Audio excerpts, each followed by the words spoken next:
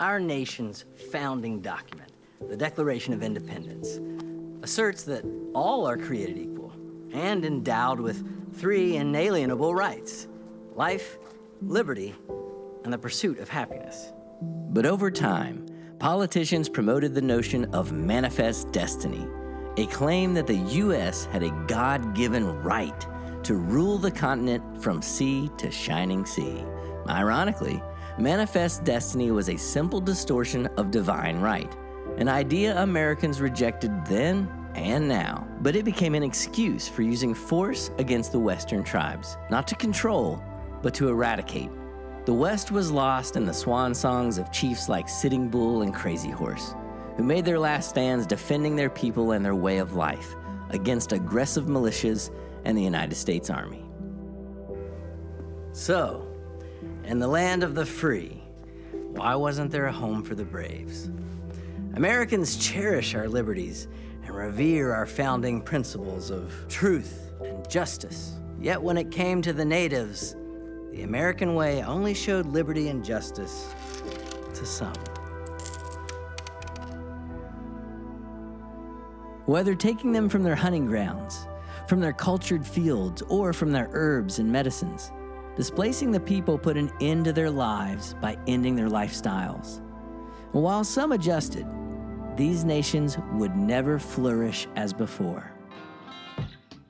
Most of our rights were not afforded to them until the 20th century, which seems too hard to believe, such as the right to bear arms. Instead, many were not allowed to own guns, even for hunting, which was how most natives ate.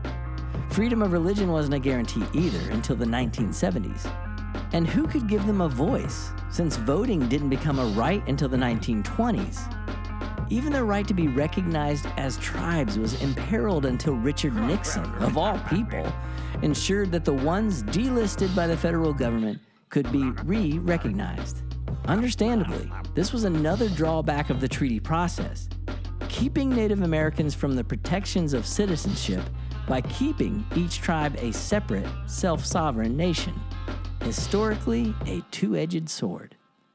Legally, the recognized tribes have been considered domestic dependent nations since a court ruling in 1831. And although that ruling was reversed, the Jackson administration made sure it was never enforced. Today, roughly 1% of our population identifies as Native American, and the federal government officially recognizes 573 tribes.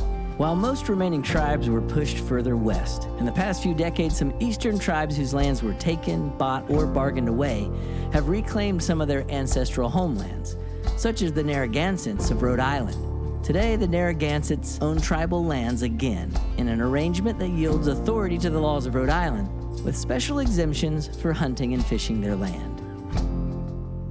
What happened hundreds of years ago, and the atrocities that took place even 5 or 6 generations back, is something we need to understand. The good, the bad, and the gray, to inspire us and to grieve over. We need to learn from these stories for as long as greed and racism are present among all of our tribes. This video is inspired by our PBS series, Reconnecting Roots. Visit reconnectingroots.com to watch the full episodes or to check out our music and podcast. Give us a thumbs up and subscribe so we can keep making more. Thanks for watching.